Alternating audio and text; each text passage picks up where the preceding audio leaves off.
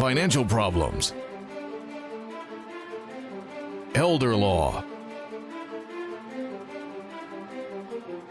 tax problems, business matters, divorce, personal injury, bankruptcy, your life, your reality. Life is complicated. There is the law and there is reality. Welcome to Law and Reality, sponsored by Thav Gross. Now here's your host, Ken Gross. Welcome to Law and Reality.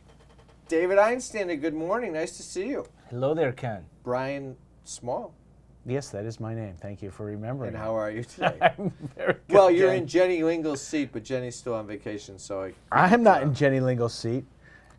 Isn't that Jenny usually sit there? Sometimes. Okay. Sometimes Today, not. Do you see her here today? No. What's on tap today? Today on Law and Reality, we're going to talk about the FICO score. Take my wife for my FICO score. The F word? Little Jackie Gleason. You guys, were you even around for Jackie Gleason? No. Yes, we I weren't. was. Yeah, well, you've You heard remember of her. Jackie Gleason. Anyway, I know Jackie Gleason was. it's one of my favorite topics. We're He going was to talk in about reruns, right? the FICO score. The what? He was in reruns of the Honeymooners. Yes, he was in reruns of the Honeymooners. No, yes. reruns of the Honeymooners. Absolutely. We're going to explore what is the FICO score, how it is determined, and what's its importance when it comes to your finances. History, little quick history on it. FICO stands for Fair Isaac Company. The corporate name is now FICO. It's a credit score company. It was started by Bill Fair and Earl Isaac in 1956 with a big investment of $400. They went public in 1987. The first general purpose credit score was introduced in 1989. Does that surprise you? I would have thought that back in the 70s we had FICO scores, but apparently we didn't. 1989 was the first general purpose credit score. The ticker symbol is FICO on the stock ticker. Well, it's the first general purpose. There used to have been many specialized purposes, insurance industries, et cetera, previously. Right. So how is the FICO score determined? People often wonder that, and we have to put this in perspective, though. And I think the proper point to put it in perspective is there, in my view, I think in all of our view, the importance of the FICO score is grossly exaggerated Is Bill Fair to still the alive? American public. Bill Fair is still alive, last I checked. Earl Isaac is not. Have you checked recently? Yeah, I talked to him the other day. And what did he have to say? He was fairly... He said it was a general score in 1989. That's great. Thanks, David. But go back to the fight.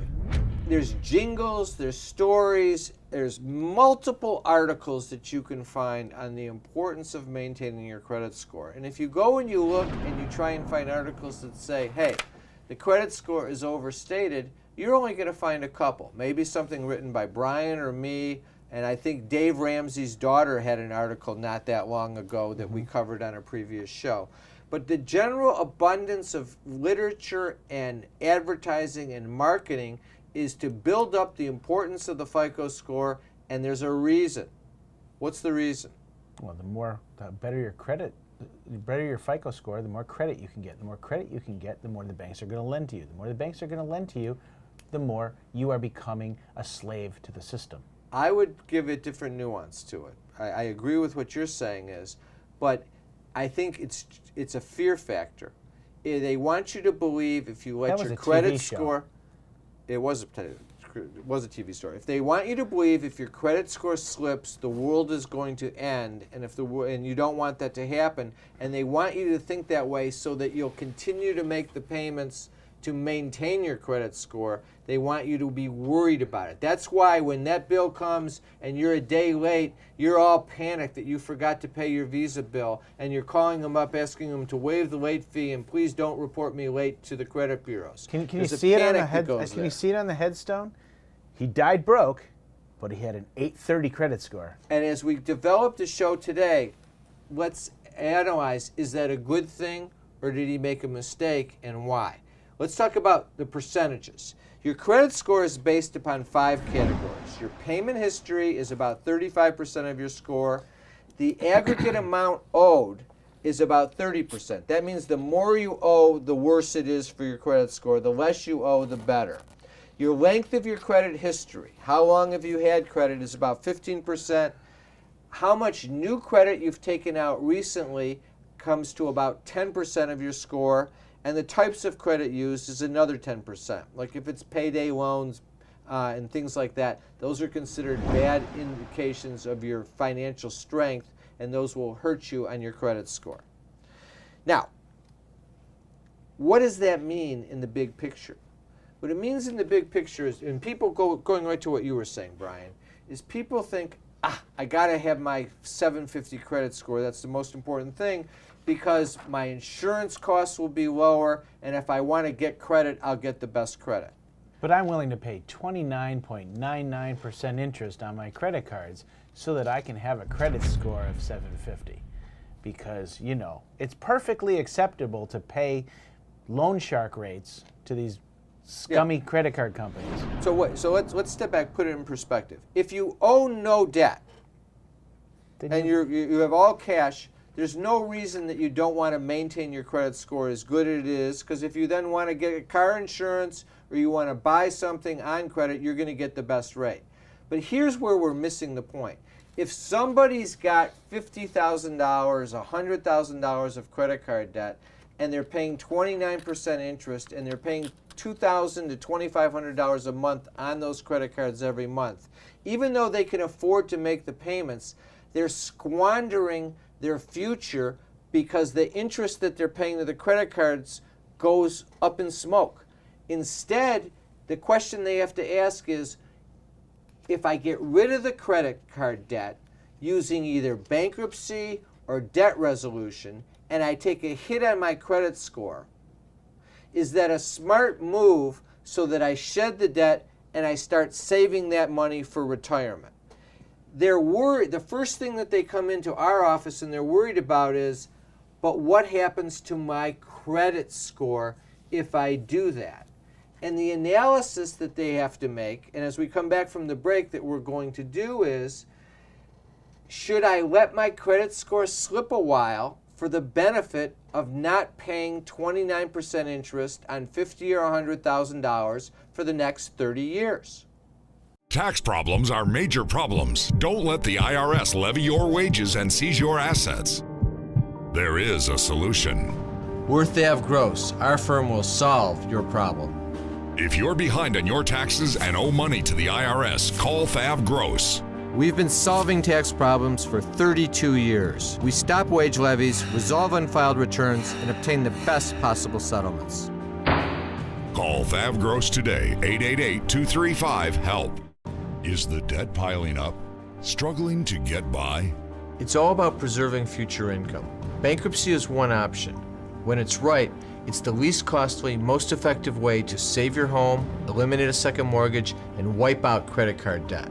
But you need to address the problem now. We help people with bankruptcy.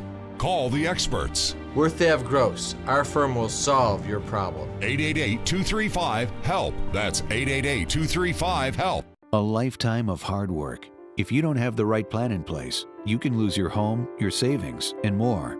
And you didn't come this far to lose everything. Samasco Law wants you to know that laws are changing.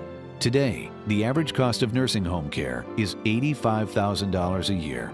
With proper planning, we can help protect your life savings and get you the Medicaid and nursing home benefits you deserve. How much can you afford to lose? Call Samasco Law today. Carrying too much debt? Resolve your debt. Call Fav Gross. You don't need to be broke, and you don't need to hit rock bottom. If you have income and you're struggling with debt, dump it. Think about the next 10 or 20 years. If you do what the banks tell you, you'll have nothing to retire with. There is a solution. Don't waste your future. Call Fav Gross. We're experts at eliminating credit card debt. 888-235-HELP. That's 888-235-HELP. If you're retired and in a financial crisis, there is a way out. It pains me when I see a retired couple exhaust their savings by paying credit card bills and for a home hopelessly underwater. Fav Gross specializes in helping retired people in financial crisis. You just can't keep paying until you're broke. You need to address the problem now. 888-235-HELP. That's 888-235-HELP. We're Thav Gross. Our firm will solve your problem. All right, welcome back. No, it's not time for announcements now, David. Back to the credit score. Here's the issue. For sure, you want to maintain a good credit score if it's not hurting you or there's no cost to it. The point is, if all of a sudden you're faced with a decision, I want to get rid of $50,000 of credit card debt so I'm not paying $1,500 a month for the rest of my life on these credit cards, because usually that's what happens.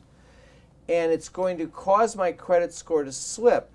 Is that the end of the world, or is that a smart move? Well, in my mind, it's a smart move to get rid of your debt. If you harm your credit score... When you say in my mind, you make it sound like a close call. Do you think it's a close call? No, it's actually not a close call. You should eliminate your debt. If that means that you hurt your credit score, you have to understand credit scores heal. They will come back. So you can take your credit score down all the way. As I've told this story before, I have a friend of mine that I did a bankruptcy for. His credit score was 409 at the time we did his bankruptcy. 4 years later was 749. He bought a house. He got himself a nice car, and he's making a decent living. And his credits, he was able to rebuild his financial existence. In the meantime, he wiped out over $300,000 worth of debt. Yeah, and so that's bankruptcy. The other one that we run into is in debt resolution, where we settle credit card debt outside of bankruptcy. Typically, when you do that, the strategy there is you stop paying the credit cards, and we usually wait 270 days or so, and then we start settling them at the last possible moment before they go to charge off or they go to lawsuits, or even once they go to the lawsuit, we defend the lawsuit as part of the representation, and we settle the cases then. During that 1.5-year period, the credit score is going to slip 100 points. But there's a beautiful thing right now. It comes back. Go ahead. FICO 9. Tell me about FICO 9. So there are various... Now, isn't it FICO 9.0? Okay, FICO 9.0. Great. There are various ways... Well, what does that mean? That means 9.0, it's a software, right? Go ahead. Now why did you tell the audience? No, I just wanted what FICO 9 means. Okay, when you go into the car dealer and look for a car, or you're looking to get a credit card, they check your credit. Okay? When they check your credit, they're going through a computer software program to check your credit score to determine your eligibility.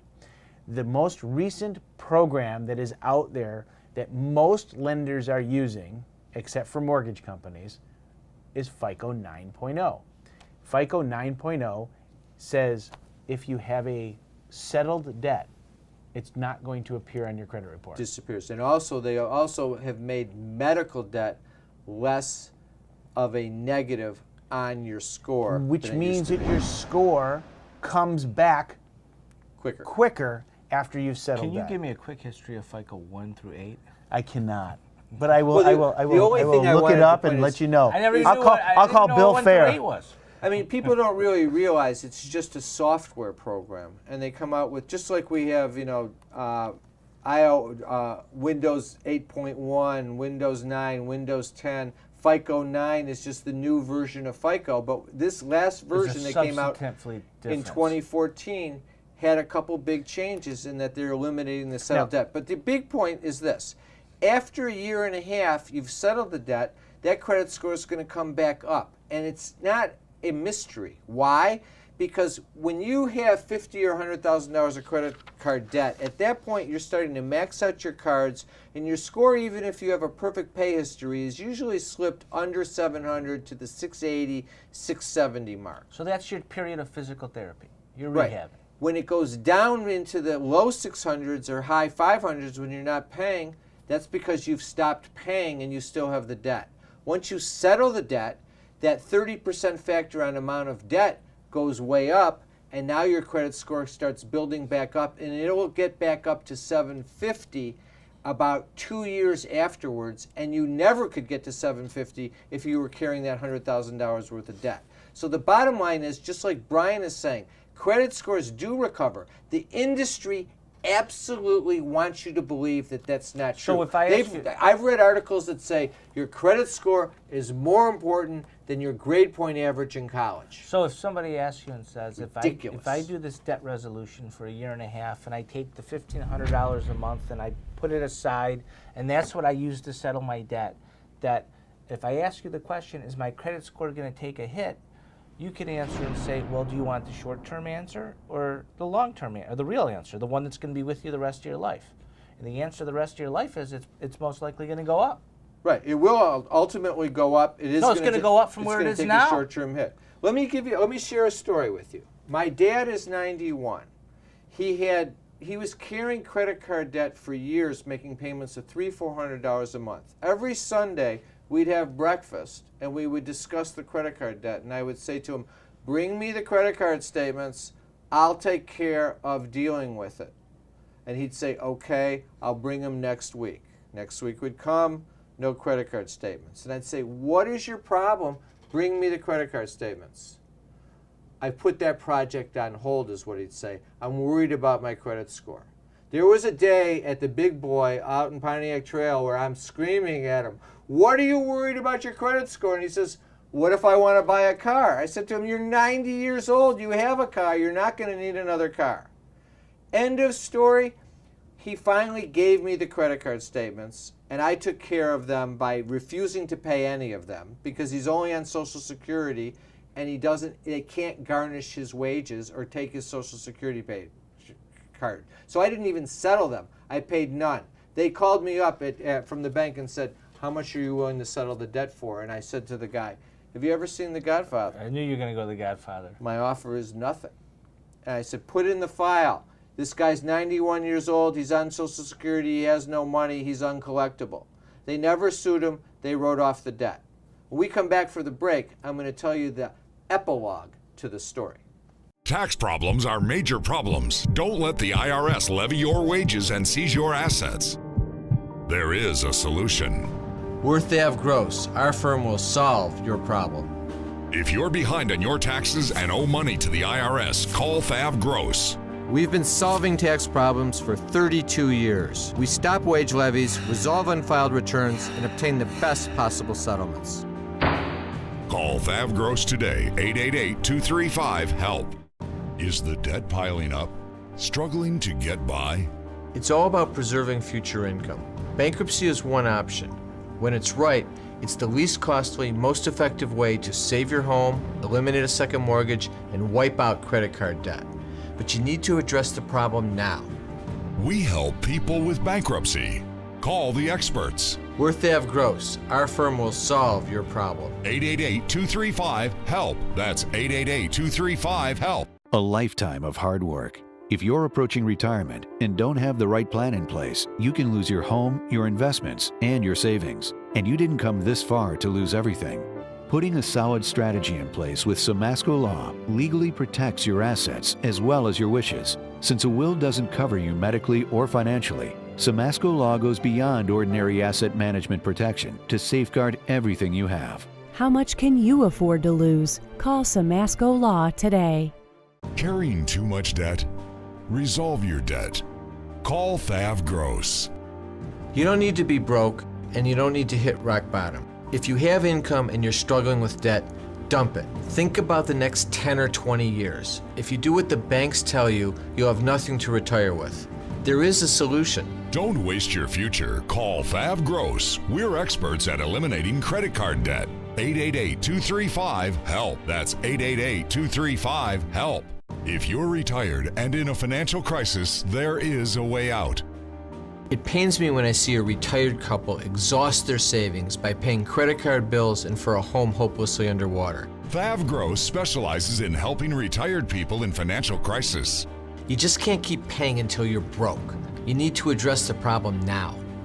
888-235-HELP. That's 888-235-HELP. Worth Ave Gross, our firm will solve your problem. Tax problems are major problems. Don't let the IRS levy your wages and seize your assets. There is a solution. Worth Ave Gross, our firm will solve your problem. If you're behind on your taxes and owe money to the IRS, call Fav Gross. We've been solving tax problems for 32 years. We stop wage levies, resolve unfiled returns, and obtain the best possible settlements. Call Thav Gross today, 888-235-HELP. All right, welcome back. It's announcement time, David, your favorite time. Next week's show, I'm going to have you do the announcements. Oh, they'll 'cause be quick. I know how much you They'll love be the quick. announcements. Listen to us Tuesdays, noon to 1, 6 to 7 p.m., Law and Reality Live with Mildred Gaddis. That's on WCHB, 1200 AM, 99.9 FM. We've got seminars coming up. Our next seminar is Wednesday, April 27th, 6 to 7:30 p.m. Pat Samasco, our elder law expert, is going to lead us through planning for your last 40 years. Brian and I are also going to present. I'm going to talk about I'm going to talk about estate planning issues. Brian's going to talk about debt issues for when you're elderly or for your children when you're talking about leaving your assets to them. Pat's going to deal with the issue of Medicaid planning. Keep in mind, the nursing home costs $8,000 to $12,000 per month. The average stay is 32 months. If you're 60 and your parents are living, they're right around 90, that's a possibility that you have to face and deal with. If you don't do Medicaid planning, all the assets that they have typically are going to get used up quickly by the cost of the nursing home expense. Medicaid planning is a way of preserving that money for the spouse who doesn't need to go in the nursing home, and ultimately for the children if you want to pass something on to your kids after having worked your whole life. 3 free reports on our websites. That's at thavgross.com or lawnreality.com. Business formation, loans and grants for small businesses in Detroit. Retiree's Guide for Social Security from Pat Samasco. How to Save Your Home with Regulation X, The Hidden Secrets. To sign up for the seminars, go to lawnreality.com, thavgross.com. To get the free reports, go to the same websites. And you can also call 888-235-HELP. I want to thank Thav Gross and Samasco Law as our sponsors on the show. Now, back to the credit cards. I said I'd give you the epilogue. So my father stopped paying his credit cards completely. Nothing happened to him at all. How many years have you been having breakfast with them on Sundays? Since my mom passed away, so for 14 years. And was he charging those meals on the credit card? No, he was not. I was picking up breakfast, and I pay cash. Oh. I don't charge for big boy meals. But a lot of people do. Have you ever noticed when you're standing in line at the restaurant, how many people charge everything nowadays? And Well, it's you not don't know always what the it- debit you card. don't You know don't know it's a for debit sure. card. Right. Plus, people want points. You So got to get points. You have to get as many points as two you can. epilogues to the story. One is a couple years after that, the transmission on his car blew, and he goes into the Ford dealer, and he calls me up and says the transmission on my car went. This is from 88 to 90. At 90, he goes and he does this. He says, I'm getting a new car. I said, you might have trouble. You haven't made a credit card payment in 2 years. Ford Credit approved him. He drives out of the Ford dealer with a new, used Ford Focus like he had, so he still could buy a car even after he stopped paying the credit card debt. And now the last thing, I get his mail now. You know what these are? You know what these are? These are offers for credit cards that I've received from my father for the last 3 months. They want to offer him a new credit card. So the bottom line is, when people think I should just throw them all over the room, but I won't, because then I'll have to clean them up. People think that if you stop paying your credit cards and your credit score goes down, you won't be able to buy a car, you won't be able to get credit. That's a misnomer too.